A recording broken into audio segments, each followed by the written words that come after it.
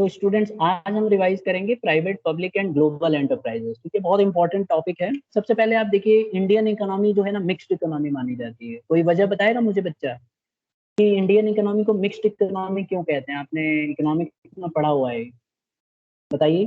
Yes ये inter private और public one by one, हाँ, एक जो पहले। ठीक है, आप ये कह रहे हो कि सर पब्लिक सेक्टर भी होता है, प्राइवेट सेक्टर भी होता है, तो इसीलिए इंडियन इकोनॉमी को मिक्स्ड इकोनॉमी मानी जाती है, करेक्ट? Yes sir.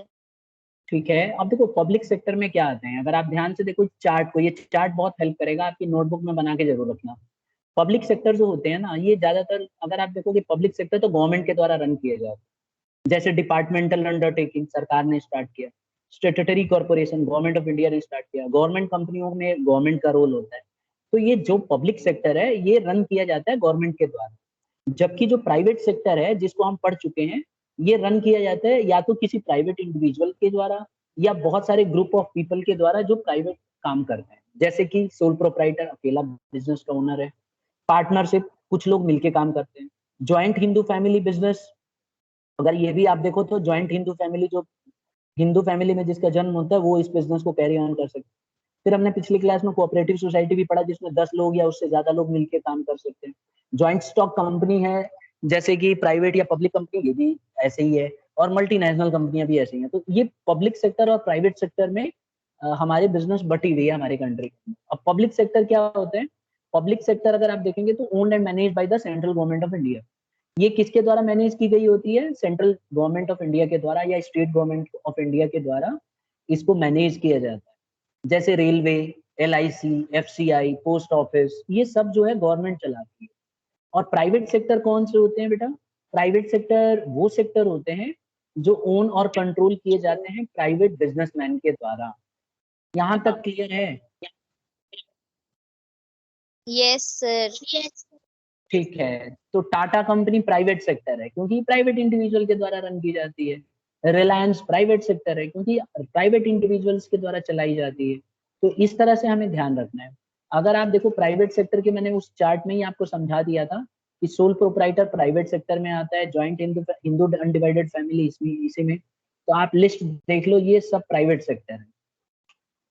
और ये पब्लिक सेक्टर है जो आपके स्क्रीन पे दिख रहा है।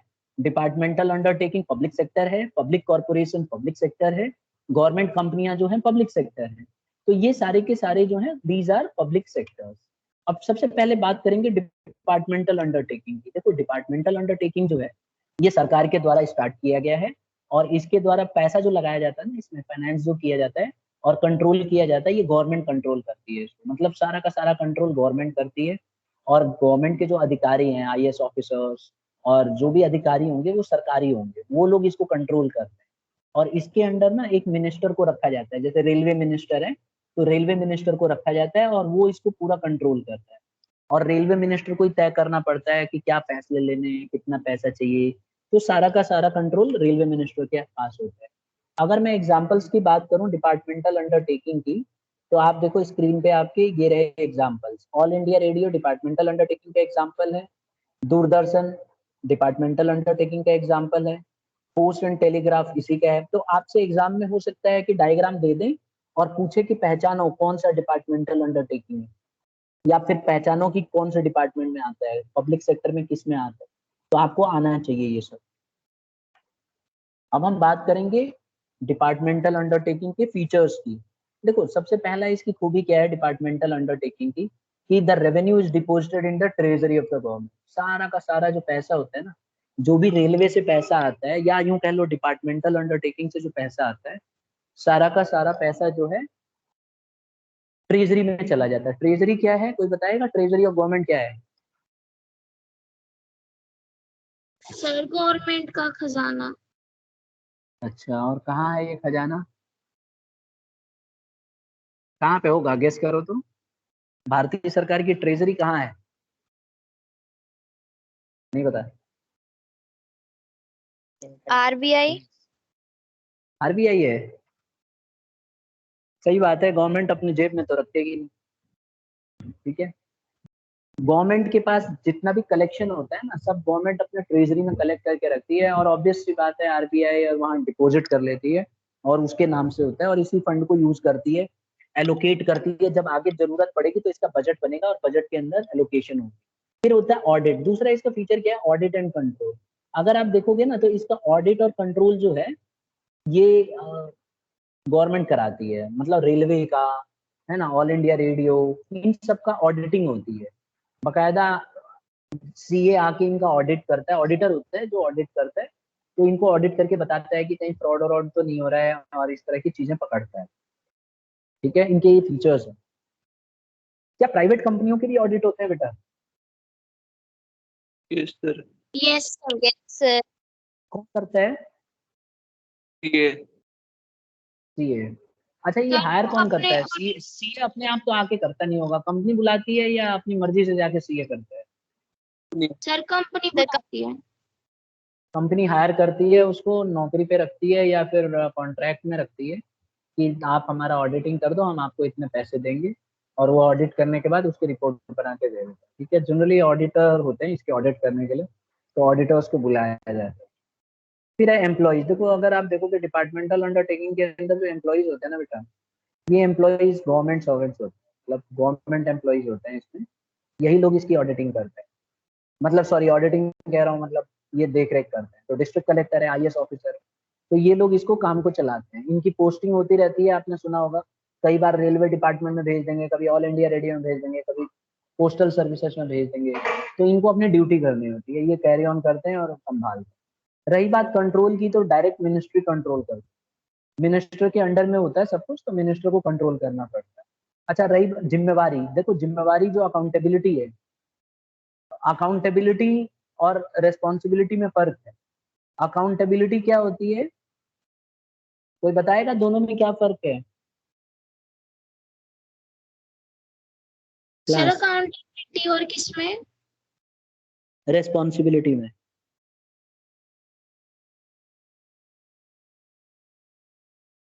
बोलो। देखो, अकाउंटेबिलिटी का मतलब होता है आंसरेबिलिटी, आपको जवाबदेही होनी होगी।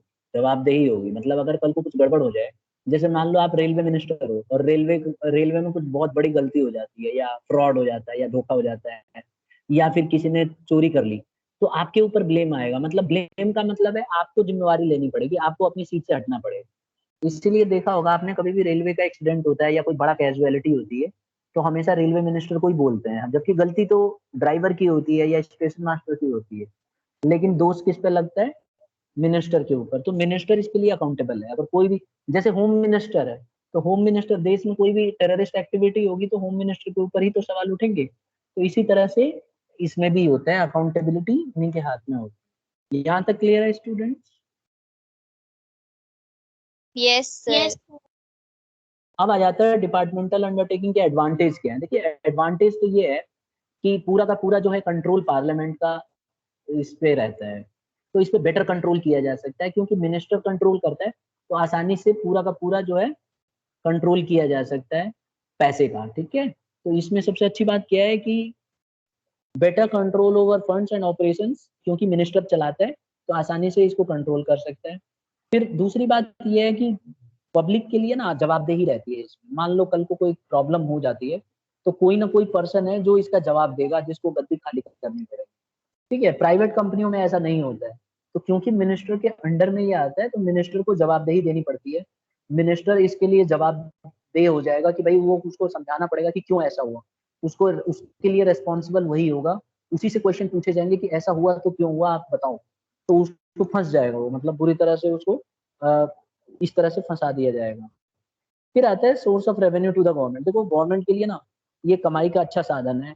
अब आप देखो, रेलवे इतना कमा के देती है, पोस्ट सर्विसेज इतना कमा के देती है, तो गवर्नमेंट के लिए अच्छा कमाई का सोर्स है।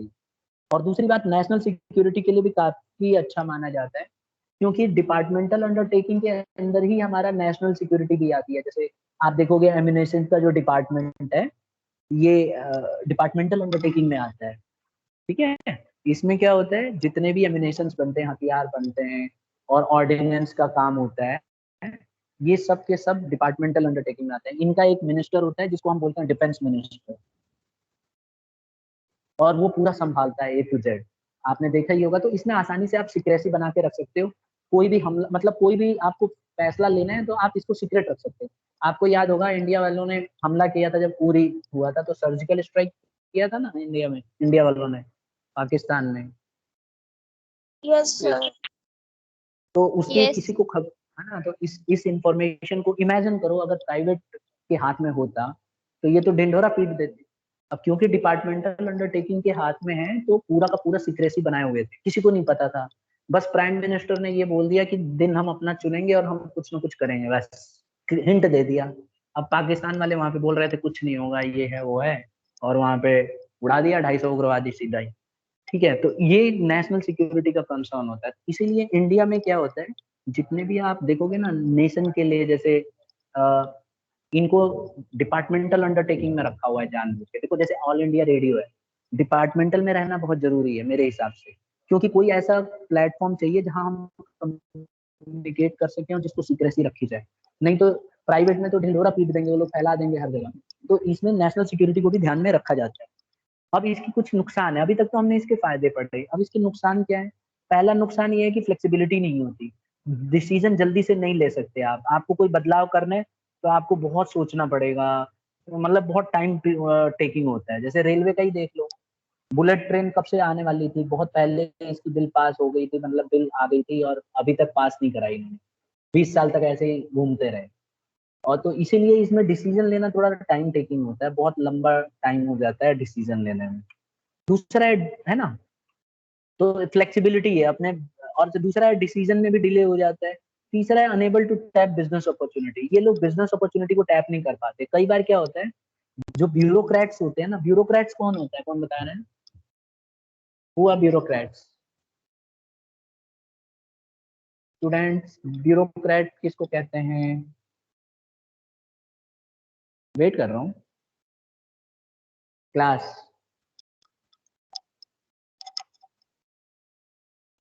मेरी आवाज आ रही है बेटा? No sir. Yes sir. बताइए ब्यूरोक्रेट किसको बोलते हैं? जो आईएएस ऑफिसर होते हैं, जो सरकारी कर्मचारी होते हैं ना, जो आईएएस ऑफिसर्स होते हैं, इनको हम लोग ब्यूरोक्रेट्स बोलते हैं, क्योंकि ये पूरा संभालते हैं एडमिनिस्ट्रेशन को। तो कई बार क्या होता है, ब्यूरोक्रेट्स ना कंजर्वेटिव होते हैं, इनको लगता है कि अगर मैंने फैसला लिया और गलत हो गया तो मेरी नौकरी खतरे में आ जाएगी, जॉब से मुझे निकलना पड़ेगा।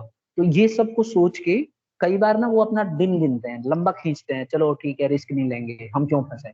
तो ये चक्कर में कई बार जो फैसला आप ले सकते हो वो फैसले में देरी हो जाती है। ठीक है, जैसे अभी मैं आपको एक दिन पहले बताया था हाइपरलूप टेक्नोलॉजी का। हाइपरलूप टेक्नोलॉजी याद है ना, हमने डिस्कस किया था, जिसके अंदर एक अलग से बना देंगे पाइपलाइन टाइप में, वैक्यूम कर देंगे और उसमें बहुत तेज चला करेगी हाइपरलूप। याद है यस क्लास? यस। कंपनी ने ना महाराष्ट्र की गवर्नमेंट को बोला कि एक काम करते हैं, हम लोग हाइपरलूप यहाँ इंडिया में बनाते हैं पहले। ठीक है, तो महाराष्ट्र की गवर्नमेंट डर गई, उन्होंने बोला इतना पैसा लगेगा, अगर फ्लॉप हो गया तो हम क्या करेंगे, अभी अभी रहने दो। ठीक है, तो ब्यूरोक्रेट्स ने उसमें सीधा सीधा हाँ नहीं बोला, उन्होंने बोला पहले देख लेते हैं, नहीं तो मान लो कोई ब्यूरोक्रेट साइन कर दे, डॉक्यूमेंटेशन करा दे और कंसर्न मिनिस्ट्री उस पर हाँ बोल दे, तो अगर कल को फ्लॉप हो जाता है तो फिर मिनिस्टर के लिए खतरा हो जाएगा। तो इसीलिए इसमें ये कई बार बिजनेस अपॉर्चुनिटी को ग्रैप नहीं करते, लेट करते हैं, डिले करते हैं, रिस्क नहीं लेना चाहते। ठीक है, और एक आता है रेड टेपिज्म। इसमें क्या होता है, रेड टेपिज्म के अंदर होता है कि बहुत सारी फॉर्मेलिटी पूरी करनी पड़ती है। तो डिपार्टमेंटल अंडरटेकिंग में ना बहुत फॉर्मेलिटी होती है, तो आपको ये सारा का सारा करना पड़ेगा। फिर पॉलिटिकल इंटरफेरेंस आता है, पॉलिटिकल पार्टीज बीच में आ जाती हैं और इसकी वजह से इंटरफेरेंस होने लगता है, तो ये एक सबसे बड़ा प्रॉब्लम क्रिएट होती है। कोई भी आप डिसीजन लेने जाएंगे तो आपको पॉलिटिक्स का भी ध्यान में रखना पड़ेगा। और कंज्यूमर नीड्स, देखो इसमें क्या होता है कि जो डिपार्टमेंटल अंडरटेकिंग है ना, कई बार कंज्यूमर को भी ध्यान में रख के चलना पड़ता है। कैसे? जैसे रेलवे है, तो रेलवे देखो कितना सस्ता किराया है, अगर आप वैसे देखो तो ट्रांसपोर्टेशन, जो प्राइवेट ट्रांसपोर्टेशन है, बहुत ज्यादा पैसा लेते हैं, लेकिन रेलवे बहुत कम पैसा लेती है। आपको बहुत मतलब आधे पैसे में ही आपको उतना ट्रेवलिंग करा देगी जितना आप बस में नहीं कर पाते हो। तो ये इसका सबसे बड़ा फायदा है कि कंज्यूमर के नीड्स को पूरा करने के चक्कर में ज्यादा कंसिडरेशन देने की वजह से कई बार लॉस हो जाता है। तो ये यहाँ पे सबसे बड़ा इसका नुकसान है। बात समझ में आ गई स्टूडेंट्स? बोलो हाँ या ना। Yes. ठीक है, Yes, sir. तो ठीक है, तो ये तो हमने अभी पढ़ा, डिपार्टमेंटल अंडरटेकिंग तक हमने पढ़ लिया। ठीक है, अब दूसरा टॉपिक इसमें आता है पब्लिक कॉर्पोरेशंस। ठीक है ना, पब्लिक कॉर्पोरेशंस, जिसको हम लोग स्टैट्यूटरी कॉर्पोरेशन के नाम से भी जानते हैं। ठीक है, तो मैं वो वाली स्लाइड भी ओपन करता हूँ। कोई बच्चा मुझे बताएगा स्टैट्यूटरी कॉर्पोरेशन क्या होता है? ध्यान है किसी को? क्या होता है बेटा सर जिसको स्टैट्यूटरी? इनिशियली गवर्नमेंट फंड करती है, लेकिन वो बिल्कुल गवर्नमेंट के सही, कंट्रोल में नहीं होता। बहुत अच्छा आंसर है। इनिशियली जब शुरुआत होती है ना इस बिजनेस की, तो सरकार पैसे देती है, बिल्डिंग बनवाना, पैसे लगाना, लेकिन बाद में ये लोग अपने बल पे बिजनेस शुरू कर देते हैं, तो बाद में सरकार के भरोसे नहीं रहते। और देखो यहाँ पे पब्लिक कॉर्पोरेशन जो है, ये एक ऑटोनोमस इंस्टीट्यूशन है जो किसी स्पेशल एक्ट के द्वारा आया है। और आरबीआई एक्ट 1934 में आप देख सकते हो, आरबीआई जो है हमारा स्टैट्यूटरी कॉर्पोरेशन, ठीक है, सेपरेट एंटिटी है। तो आप देखोगे आरबीआई से गवर्नमेंट पैसे मांगती है, लेकिन जब पहली बार आरबीआई को स्टार्ट किया गया था तो गवर्नमेंट ने ही पैसे लगाए थे। आप नेट पे सर्च करके देख सकते हो कि शुरुआत में जब आरबीआई स्टार्ट हुई थी तो गवर्नमेंट ने कितने करोड़ से स्टार्ट किया था, तो नेट पे आप सर्च करोगे तो आपको मिल जाएगा। ये बेटा कुछ पब्लिक कॉर्पोरेशन हैं जो स्पेशल हैं। एक तो आरबीआई, एलआईसी, इंडियन एयरलाइंस, ठीक है, केरला स्टेट का टूरिज्म डिपार्टमेंट, ये सब कुछ उसके एग्जाम्पल्स हैं। सेबी, ये इसके एग्जाम्पल्स हैं। ठीक है, अब नेक्स्ट आ जाता है सेबी क्या होता है पता है क्लास? Yes sir. क्या होती है सेबी बताइए। सर ये वो डिपार्टमेंट है जिससे कोई भी कंपनी पब्लिक से शेयर इशू करने से पहले पूछती है, उनसे अप्रूवल लेती है। बिल्कुल सही। और सेबी पूरा कंट्रोल करती है, इसको हम ना वॉच डॉग भी बोलते हैं। अगर आप देखोगे ना तो सेबी को हम लोग वॉच डॉग भी बोलते हैं। वॉच डॉग क्यों बोलते हैं? क्योंकि इसका काम होता है पूरा सिक्योरिटीज पे चेक रखना, मतलब सिक्योरिटीज में शेयर्स के क्या रेट चल रहे हैं, ठीक है, कौन सी कंपनी शेयर इशू कर रही है, ये सारा चीज ये देखती है। तो सेबी का काम बेसिकली यही होता है स्टूडेंट्स।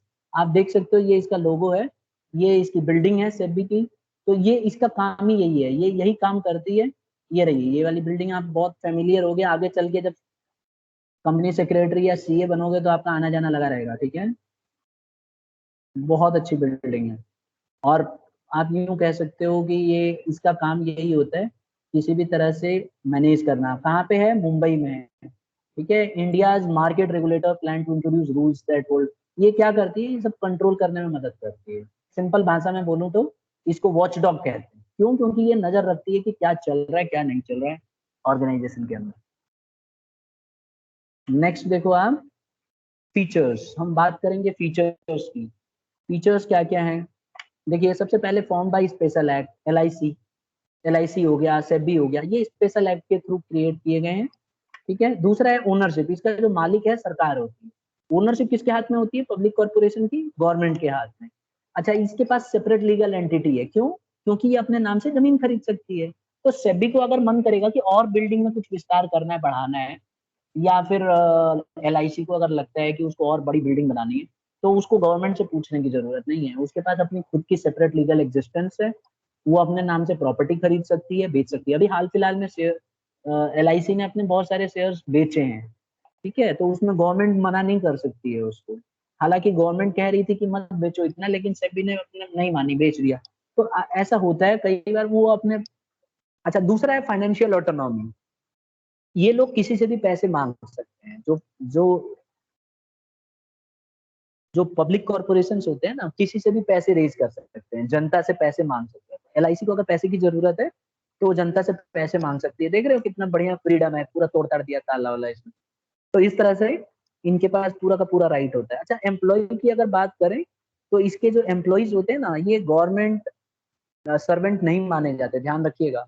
इनको हम लोग सरकारी कर्मचारी नहीं मानते, कई लोगों को पता ही नहीं है। जैसे देखो बैंक है, बैंक जो है स्टेटूटरी कॉर्पोरेशन है, तो इसके एम्प्लॉय मतलब सरकारी एम्प्लॉय नहीं माने जाते। ये लोगों को काम काज कराने के लिए कॉर्पोरेशन ही डिसाइड करता है। जैसे एलआईसी में जो लोग काम करते हैं वो सरकारी नहीं है, प्राइवेट है। बैंक में जो काम करते हैं वो सरकारी नहीं है, उनका उनका जो ओनर है वो बैंक है, गवर्नमेंट, सेंट्रल गवर्नमेंट ओनर नहीं होती है। इसलिए कई बार देखा होगा सरकार के खिलाफ वो लोग हड़ताल करते रहते हैं। तो ये सब होता है। अच्छा, इंडिपेंडेंट अकाउंटिंग है, ये अपनी खुद की ऑडिटिंग करते हैं, ठीक है, और इनको गवर्नमेंट से कोई लेना देना नहीं है, ये चाहे तो अपनी ऑडिटिंग खुद की कर सकते हैं। रही बात इनके एडवांटेज की, तो इनमें बहुत ज्यादा फ्लेक्सिबिलिटी होती है, मतलब बहुत ज्यादा फ्लेक्सिबल होते हैं, आप कह सकते हो इनके पास फ्रीडम ज्यादा है। ठीक है ना, यहाँ तक क्लियर है students? Class yes sir. Yes sir. Least government interference, देखो इनमें गवर्नमेंट का इंटरफेरेंस कम होता है, बहुत कम इंटरफेरेंस है, सरकार बीच में दखल अंदाजी नहीं करती। ठीक है, तो इनकी अच्छी बात यही है। और ऑटोनॉमस स्टेटस होता है इनका, मतलब कुल मिला के आप कह सकते हो कि ऑटोनॉमी होती है, स्टेटस इनका जो है ऑटोनॉमस होता है, ये अपने खुद के पॉलिसी बना सकते हैं, खुद के प्रोसीजर्स तय कर सकते हैं, तो इनको कोई बोलने वाला नहीं है, ये अपनी मर्जी से चलते हैं। अच्छा, देश के विकास में भी बड़ा हेल्पफुल होते हैं, बहुत मदद करते हैं इकोनॉमिक डेवलपमेंट में, स्टेबिलिटी बनाए रखने में मदद करते हैं। ठीक है, कोई भी जैसे पॉलिटिकल चेंजेस अगर आते हैं, मान लो सरकार बदल जाए, तो इनको कोई फर्क नहीं पड़ता, कंटिन्यू ये चलाते रहेंगे। लिमिटेशन तो ये है कि इसमें बहुत सारे रूल रेगुलेशन होने की वजह से इनके ऊपर कंट्रोल बहुत ज्यादा होता है, पॉलिटिकल इंटरफेरेंस होता है, सरकार दबाव बना के रखती है जानबूझ के। जैसे आरबीआई को ही देख लो, आरबीआई का गवर्नर तो सरकार ही चुनती है, तो थोड़ा सा पॉलिटिकल इंटरफेरेंस तो रहता है। जैसे प्राइम मिनिस्टर बनते हैं, तो वो अपने पार्टी के लिए अपने गवर्नर को चेंज कर देते हैं, अपने हिसाब से गवर्नर को रखते हैं। ज्यादा चांस होता है करप्शन का, देखो घूसखोरी चल रही है, ऊपर से आप जैसे बैंकों में होता है, लोन वोन लेने के लिए बैंक वाले घूस भी ले लेते हैं कई बार, तो इसमें करप्शन होने का ज्यादा चांस रहता है पब्लिक कॉर्पोरेशन में। इनएफिशिएंट माना जाता है, कई बार कंपिटिटिव नहीं होते हैं ये लोग। जैसे प्राइवेट बैंक देख लो कितने कंपिटिटिव है, और सरकारी बैंक देख लो, तो पब्लिक कॉर्पोरेशन में ये देखने में आता है कि इनएफिशिएंसी होती है, और किसी भी फैसले में ना बहुत टाइम लगा देते हैं, डिले कर देते हैं एक्शन लेने में, क्विक डिसीजंस नहीं लेते, they take lot of time to take any decision. Okay, तो these are public corporation. I hope यहाँ तक समझ में आ गया होगा क्लास। सर अब लास्ट में आ जाता है गवर्नमेंट कंपनी। अब देखो गवर्नमेंट कंपनी क्या है, आई होप सबको समझ में आ गया होगा। गवर्नमेंट कंपनी अब लास्ट है इसमें। सबसे पहले देखो, मुझे कोई बताएगा गवर्नमेंट कंपनी कौन सी होती है? सर गवर्नमेंट कंपनी में जो शेयर्स होते हैं ना, वो 51% या 50%, 51% से ज्यादा गवर्नमेंट के होते हैं। बहुत अच्छा, ठीक है, चलो तो आपको समझाना है बेटा। ये देखो, ये आपको स्लाइड मैंने ओपन कर दिया, समझाओ। बहुत बढ़िया समझा रही हो तुम, हाँ बोलो।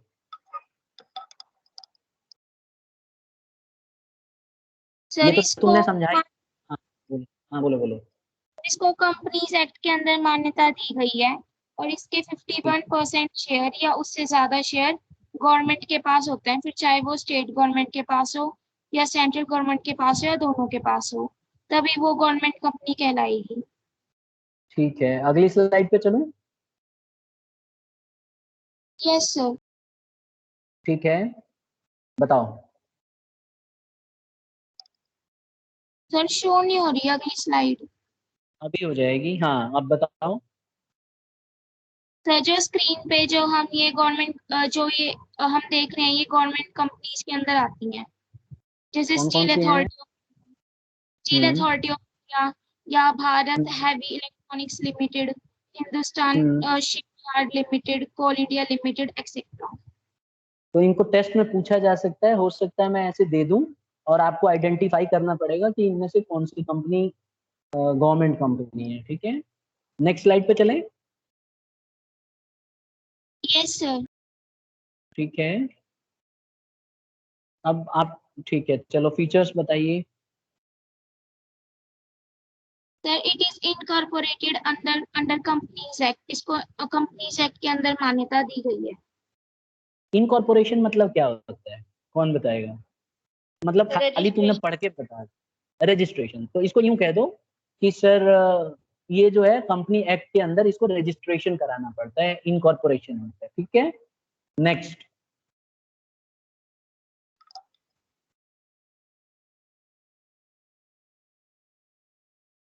स्लाइड नहीं आई अभी?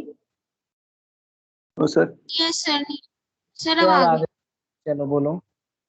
Sir it is a separate legal entity, मतलब ये गवर्नमेंट से अलग होते हैं, ये अपने आप अपने शेयर्स, मतलब अपने शेयर्स को इशू कर सकती है, अपने नाम से लैंड को खरीद सकती है, बहुत अच्छा, अपने नाम से मतलब अच्छा, केस। किसी के ऊपर केस भी कर सकती है, जैसे मान लो किसी ने इसके साथ बेईमानी करा तो उसको जेल पहुंचवा सकती है, सजा दिलवा सकती है। Yes, sir. Yes, sir. ठीक है, नेक्स्ट।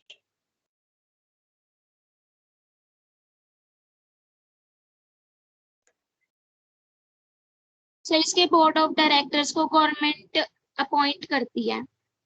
सबको? नो सर, कुछ बोर्ड ऑफ डायरेक्टर्स को करती है। ठीक है, क्योंकि 51% से ज्यादा तो गवर्नमेंट का होता है, तो यूं कह सकते हैं कि 4 हैं तो कम से कम 2 को तो करेगी, है ना। मेजोरिटी जो है गवर्नमेंट की रहती है, ऐसे कह सकते हैं। ठीक है, फिर Yes, नेक्स्ट sir. वाली स्लाइड देखो।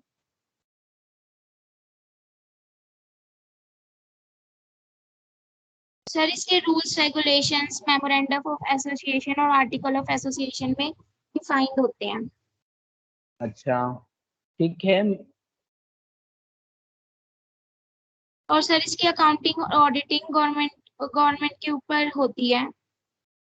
और इसकी जो रिपोर्ट होती है, ऑडिटर्स रिपोर्ट, इसको पार्लियामेंट में प्रेजेंट करना पड़ता है। लेकिन थोड़ा स्टार्टिंग में आपने गलत बोल दिया, एक बार फिर से पढ़ के देखो तो क्या लिखा हुआ है। They are exempted from accounting and audit rules. का मतलब है गवर्नमेंट कंपनियों को ना ऑडिटिंग कराने की जरूरत नहीं है। मतलब जो हमारा एक्ट है वो कहता है कि गवर्नमेंट कंपनी चाहे तो उसको ऑडिट कराने की जरूरत नहीं है। हालांकि ये लोग अपने खुद के ऑडिटर को रखते हैं और उसका रिपोर्ट प्रेजेंट करते हैं पार्लियामेंट के अंदर। Is it clear? ध्यान रखिएगा, इसको ना ऑडिट कराना कंपलसरी नहीं है, लेकिन ये लोग ऑडिट करा लेते हैं। आगे।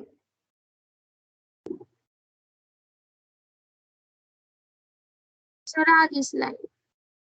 हाँ, आ गई है ना स्लाइड? Yes sir. बोलो। और कोई बच्चा इंटरेस्टेड है बताने में? मैं चाहूंगा दूसरे बच्चे भी बताएं। और कोई बच्चा?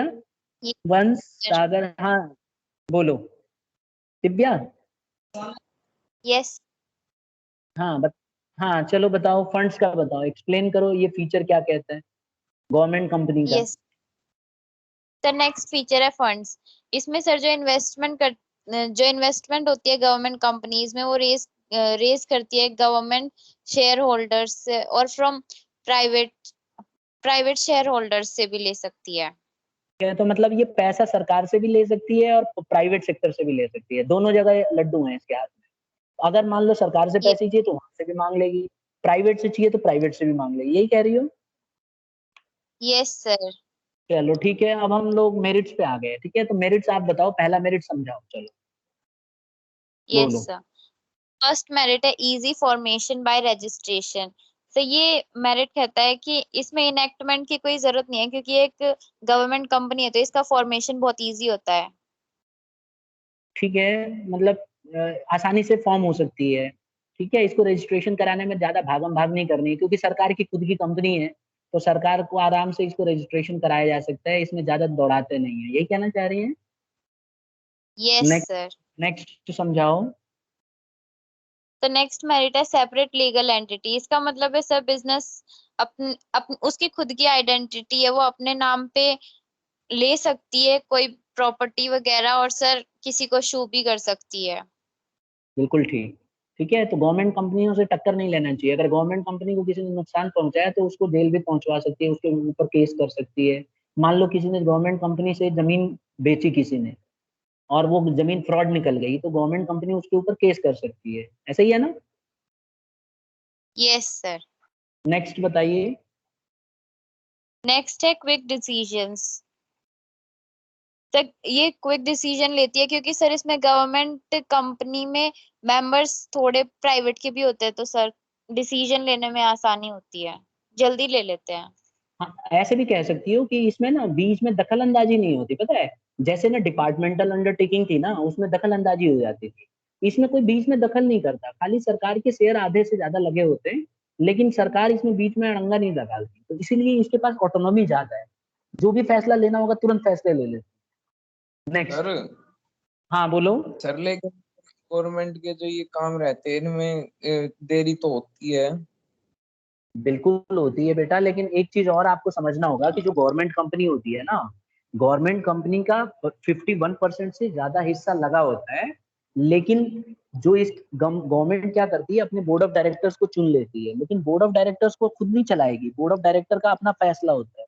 अगर बोर्ड ऑफ डायरेक्टर को लगता है कि ये फैसला लेना है तो ले लेंगे, सरकार से नहीं पूछने जाएंगे। हाँ ये है कि सरकार ने उनको चुन के दिया है, लेकिन ऐसा नहीं है कि उन्हीं के सरकार के भरोसे बैठे हुए। लेकिन जो डिपार्टमेंटल अंडरटेकिंग है वहां तो रेलवे मिनिस्टर फैसला लेता है, और रेलवे मिनिस्टर आप समझ ही रहे हो, पहले पीएम से बात करेगा, कैबिनेट मिनिस्टर से बात करेगा, तो उसको डर लगा रहता है, तो वहां पे फैसला लंबा खींच सकता है, लेकिन यहाँ पे फैसला जल्दी हो जाता है कंपैरेटिवली। अंडरस्टूड? Yes sir. ठीक है, नेक्स्ट और कोई दूसरा बच्चा समझाना चाहेगा? Prevents unhealthy business. 2 बच्चों ने तो बहुत अच्छे से समझा दी है, और भी तो बच्चे हैं, कौन बताएगा? युवराज, सागर, निधि, कोई नहीं? चलो देखो मैं बता देता हूँ, ये क्या करता है, अनहेल्दी बिजनेस से बचाता है। मतलब इसके रहने से क्या होगा, रीजनेबल प्राइस पे सामान मिलता है। तो जो सरकारी कंपनियां होती हैं उनका यही फायदा होता है कि बेईमानी नहीं करती हैं ज्यादा, और अनहेल्दी बिजनेस ज्यादा नहीं होती। और बात करें अगर लिमिटेशंस की, तो लिमिटेशन देखो सबसे पहले वही है कि नाम नाम के लिए ऑटोनॉमी है। सही मायने में देखा जाए तो क्योंकि बोर्ड ऑफ डायरेक्टर चुने गए होते हैं सरकार के द्वारा, तो फिर भी थोड़ा थोड़ा वो बात मानते हैं सरकार। हाँ पूरी तरह से नहीं मानते, लेकिन फिर भी थोड़ा बहुत तो बर्डन रहता है। तो हम लिमिटेशन में दोनों चीजें एडवांटेज में भी लिख सकते हैं और लिमिटेशन में भी, बट लिमिटेशन में लिखते समय थोड़ा ध्यान देना कि ये चीज बता देना कि पूरी तरह से ऑटोनॉमी नहीं है। एकदम ये मत लिख देना कि बिल्कुल भी ऑटोनॉमी नहीं है। फिर अकाउंटेबिलिटी। अब देखो इसमें क्या होता है कि गवर्नमेंट ज्यादा पैसा लगाती है, लेकिन गवर्नमेंट के पास ना इसमें जिम्मेवारी अकाउंटेबिलिटी नहीं लेती गवर्नमेंट। मान लो गवर्नमेंट कंपनी में पैसे लगा दिए और कंपनी डूब गई, तो सरकार के ऊपर नहीं आएगा। सरकार बोलेगी उसके जो डायरेक्टर्स थे, एम्प्लॉइज थे, वो अच्छे नहीं थे, इस वजह से डूब गए, तो उनके ऊपर कोई ब्लेम नहीं करेगा। और इसका जो मेन पर्पस था ना, सोसाइटी को मदद करना, ये सब ये पूरा नहीं हो पाता है। कई बार देखा गया है कि गवर्नमेंट कंपनियां उतना अच्छा नहीं कर पाती हैं जितना हम ये अच्छा सोच के उनको स्टार्ट करते हैं। ठीक है स्टूडेंट्स? सर ठीक है तो हाँ हाँ बोलो। जो पब्लिक कंपनी होती है उसका प्रमोटर हम जैसे कॉमन लोग होते हैं, गवर्नमेंट होती है। देखो पहले तो एक्चुअली क्या होता है ना कि जो प्रोमोटर होता है वो तो इंडिविजुअल हमारे जैसे ही होता है, लेकिन बाद में गवर्नमेंट अपना पैसा उसमें बहुत ज्यादा लगा देती है, तो वो फिर गवर्नमेंट कंपनी बन जाती है। जैसे मान लो पहले हो सकता है कि पहले प्राइवेट कंपनी हो, फिर सरकार उसमें बहुत ज्यादा शेयर खरीद ले, तो ऑटोमेटिकली गवर्नमेंट कंपनी में कन्वर्ट हो जाए। और ये भी हो सकता है कि सरकार के द्वारा क्रिएटिविटी से की गई हो, बट ऐसा बहुत कम चांस है। अगर कोई प्राइवेट कंपनी है और उसके आधे से ज्यादा शेयर कोई सरकार खरीद ले, या स्टेट गवर्नमेंट मिलके, या सेंट्रल स्टेट गवर्नमेंट मिलके खरीद ले, तो ऑटोमेटिक गवर्नमेंट बन जाती है। तो ज्यादातर केसेस में ऐसी बनती है। Understood? Yes sir sir. Sir तो ये हाँ बोलो। सर वो जो सर ये हाँ हाँ अनहेल्दी बिजनेस वाला पॉइंट था, उसमें हम ये बोल हाँ सकते हैं ना कि अगर बिजनेस फ्लॉप मतलब लॉस की तरफ जा रही है बहुत ज्यादा और बंद होने की कगार पे आ गई, तो भी गवर्नमेंट उसके शेयर्स खरीद लेगी, तो वो भी अनहेल्दी हाँ। बिजनेस में आता है। देखो क्या है ना, सरकारी बिजनेसेस जो गवर्नमेंट कंपनी है ना, फिर भी गवर्नमेंट का इन्वॉल्वमेंट होने से गवर्नमेंट थोड़ा उस पर कंट्रोल रखती है। गवर्नमेंट मतलब ऐसे स्टेप्स नहीं लेने देती जिससे कि सोसाइटी को डैमेज हो, तो इसीलिए थोड़ा अनहेल्दी बिजनेस को रोकती है। इसका यही फायदा। यस ठीक सर। है, देखो हमने लिखा हुआ है ना यहाँ पे कि it controls unhealthy business practices by providing goods and services at reasonable price. तो जब भी आप गवर्नमेंट कंपनी के प्रोडक्ट्स खरीदोगे तो आपको काफी सस्ता मिलेगा, इसलिए क्योंकि सरकार भी चाहती है कि सस्ता रहे, इस वजह से। ठीक है। Yes yes sir. हम्म। तो स्टूडेंट्स इतना ही करते हैं आज, ये टॉपिक कंप्लीट हो गया। ठीक है, तो हम लोगों ने पब्लिक सेक्टर पढ़ना था, ये तीनों अच्छे से पढ़ लो, और इसमें देख लो कोई डाउट होता है तो इसकी जो हमारे पहले रिकॉर्डिंग्स हैं उनमें भी जाके आप सुन सकते हैं। सर ये